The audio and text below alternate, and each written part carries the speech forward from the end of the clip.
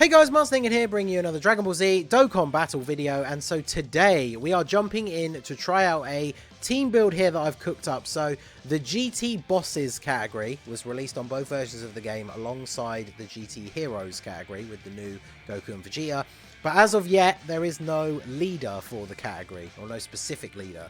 JP will be getting the Battlefield LR, the Shadow Dragon army, fairly soon.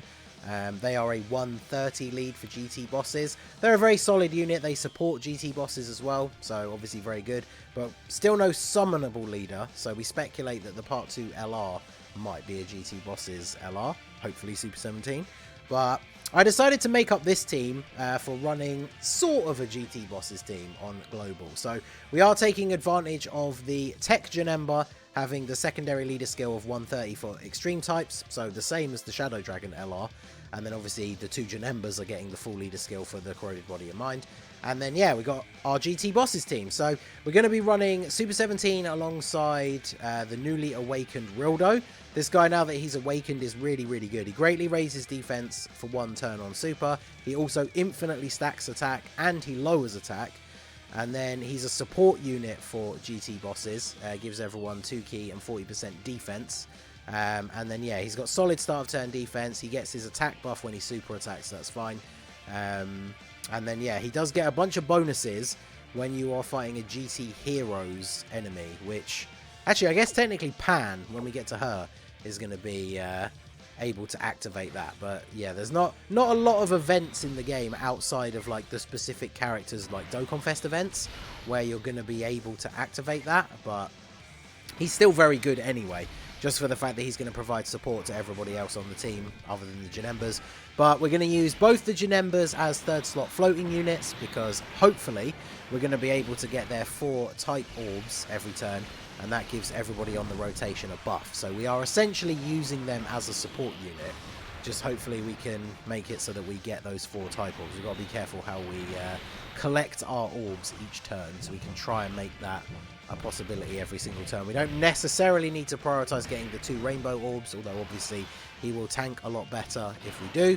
So that does mean we won't be transforming him at all, but we will. I'm going to leave JANEMBA because I'm pretty sure they link up okay, but obviously it would be much more preferable to put him there. But we do need to start building up Super 17's passive as quickly as we can. So, and then yeah, herein lies the problem. So we can't get 4 type orbs with JANEMBA. We can get the 2 rainbow orbs though, so at least he's going to tank, but it means we can't get the super attack for Super 17. Because there is one, the thing I like about the design of Pycon and JANEMBA is if your orb field is pretty bad, you can do kind of what we did here, where you are 2 key short of supering, and then you get the type orbs for Pycon and JANEMBA. It gives everybody the buff, and then they can super attack. But then, of course, the problem is, like what happens on this turn, when the orbs fall in maybe a way that you didn't expect or that you didn't plan for, and then you can't get the 4 type orbs, and so then Super 17 couldn't super attack. But the more important thing really was to have him in that first slot so he could get hit. And so, of course, we want to float off Rildo here, but he has been locked in place by Raditz. So I guess we are going to switch our rotations, because I wanted to float Rildo off and have the other rotation be Rildo and Super 17, but I guess we'll have to switch that up on the fly here. Watch him see it like lock Super 17 into slot 1 or 2 next turn, so we actually can't do that. But we will see. So we're starting off with below 1 million attack stat for the Rainbow Rildo. Now obviously this isn't his ideal scenario. We are only under a 130 lead as well, but of course he is designed to be much more of a defensive unit, because he stacks his attack over time, but very early on, like, he can tank really well. He's providing support with his defense to everybody else, and of course he has his defense at the start of the turn but gets his attack on super. So on the GT Bosses team, when it comes out properly with like a proper leader, I would imagine you would probably be better off using him as a floating support unit.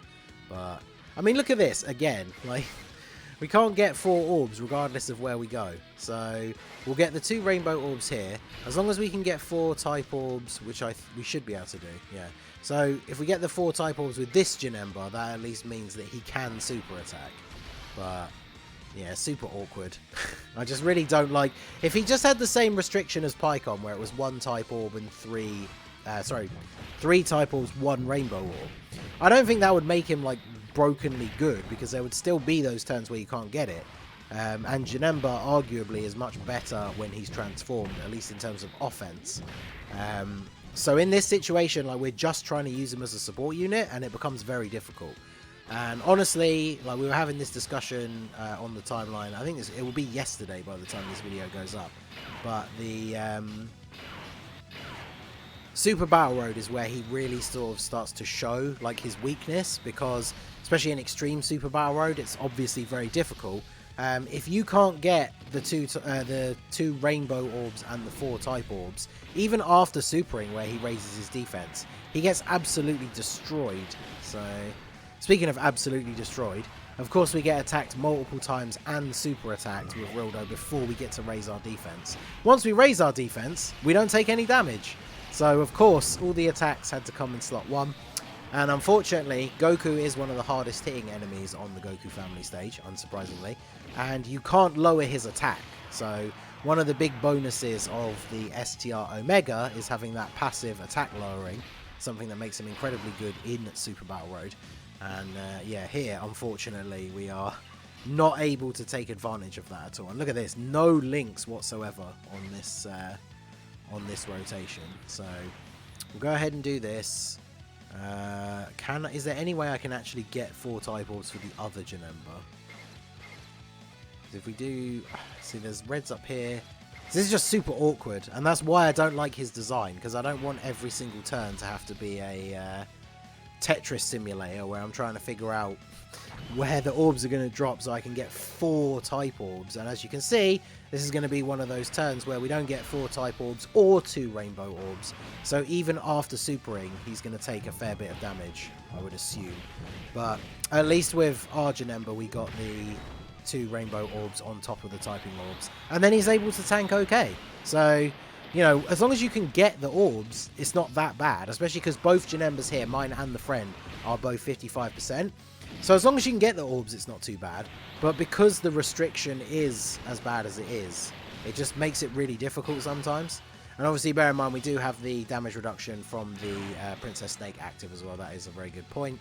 And then here we go. So the item is not active now. So let's see what we do here. At least Rildo is super attacking first. So in fact, we should be all good here. Because obviously, Super 17 is very good defensively anyway. Especially once he gets fully built up. And then Rildo is providing him with that extra 40% defensive support as well. So, yeah, once we get that super off, double-digit damage, building up with Super 17. Obviously, we need to get hit a bunch of times in order to get his passive to be fully activated. And unfortunately, due to the starting rotations and then the region locking, the unit locking rotations, shenanigans, we took a while to get them set up the way we wanted to. So I've mentioned it multiple times before. I'm pretty sure I mentioned it in the new stage of Infinite Dragon Ball History video that we put out the other day. But the enemies locking you in place is my least favorite mechanic in the entire game, because you're trying to get your rotations set up the way you want them, and then yeah, you just get absolutely destroyed. So get the support buff here from JANEMBA, so hopefully we should be okay. Because we can't lower the attack passively with Omega, though, I'm a little bit concerned. I don't know how, this might do a lot of damage to Nova here. Yeah, 257, and then he's taking 43k from a normal attack. Jeez. How much is Omega going to take here? Because Omega's defense is decent, but... okay, good. Alright, good. And then JANEMBA after supering, thanks to the buff, he should be okay as well. But, I mean, that was big damage from the super attack. So, but there you go. We take out Goku. That's the hard part down. And then now we can go on to Gohan. How do you get... what? Do you get any extra links from JANEMBA? You do not. Do you? Oh, yeah, you get Metamorphosis, which is a little bit of healing. Oh, and apparently I did bring a Sensu Bean, so I could have fixed the rotation locking earlier. Good times. Alright, well... we're able to get the heal here. We'll do this, and then of course I was just clicking away, not paying attention, so JANEMBA's going to let me down again. Oh boy, JANEMBA. This seemed like a really fun idea for a team until you get into the game and start getting these turns where you can't get the orbs for JANEMBA, but double super attack from Super 17. Obviously, bear in mind the numbers that we're seeing are not as high as we would be used to because we're only having a double 130 leader skill for pretty much every unit on the team other than JANEMBA.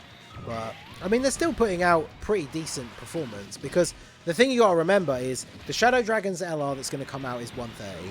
And then if a summonable LR comes out that is a normal, like, legendary summon banner LR, the way we've been seeing that meta with category LRs is they often only have a 130 leader skill. Now, there are a few that have been different, and one of the most recent ones that does spring to mind is, of course, the LR Jiren, who had a much higher leader skill for his categories. So because GT Bosses doesn't yet have a proper leader, I would expect that the Part 2 LR should have higher than a 130 lead if it is going to be GT Bosses. I would assume at least 150. If it was 170, that would be amazing. Maybe it won't be 170 across the board, but like 2 at 170 and 1 at 130, that would be perfectly fine. And then once we get that leader for the team, I feel like this team is going to be a lot of fun, especially because regardless of who it is, because I'm hoping it's going to be Super 17, obviously, but it could be Sin or Omega, or Sin who transforms into Omega. It could be Baby, although he already has an LR, so I feel like when we do get a new Baby, it'll probably be a Dokkan Fest exclusive. But regardless of which one it is, there's still all those other characters to come as well. So the GT Bosses category is only going to get better and better as they start to bring out these new units. So I do think the category has a lot of potential. Obviously, there are other ways you can run it. There's different extreme leaders, but I thought this would work fairly well as long as we could consistently get the orbs for JANEMBA so that he could function as a support unit for us. But obviously that hasn't quite been the case. Fortunately here, because we get the support from Rildo, so we don't have to worry about orbs really. We're basically auto-supering with both of our main rotation units here. So that allowed us to manipulate the orb field so we could actually get the orbs for JANEMBA. So there we saw Super 17 hitting a very solid attack stat. And then, yeah, we take the super for double-digit damage. Very, very good. So yeah, this is the sort of global version of the GT Bosses team, obviously using Tech JANEMBA. So I know not a lot of people summoned for JANEMBA and PyCon, and I know the general consensus is that JANEMBA's not very good. I mean, we saw in this video the issues that you can run into when you are running the JANEMBA, and obviously, like, we're not going to transform him because we're using him as a 3rd slot floating unit, but there you go. So we can actually get the 4 orbs and the 2 type orbs. There you go. Look at that. Probably end it off here. Knowing my luck, as I start to do my outro, Goten will super attack Omega and kill me. But there you go. That is a global version of the GT Bosses team using Tech JANEMBA. Let me know what you guys think down below. Recreate the team for yourself. Give it a go. Let me know what you would change. Baby was kind of like a filler. Look, of course he is supering Omega. 296k. Alright, well, JANEMBA should live this because we got all the orbs and he has type advantage. But yeah, so let me know how you would build the team. I did bring Baby as kind of like the final choice because we needed somebody else to be in that floating slot. Another good support unit would be very useful because obviously the Nova only supports Shadow Dragons, which is why we have him on rotation with Omega. But yeah, let me know what you guys think down below. Let me know your ideas for the team, and let's discuss more about the GT Bosses category down below in the comment section. So that is going to be it for the video, guys. This has been the Masked Ningen. Smash that like button, subscribe to the channel if you are new. Check out the links down below for the Discord and the merch store, and I will see you all again soon. Have a good one.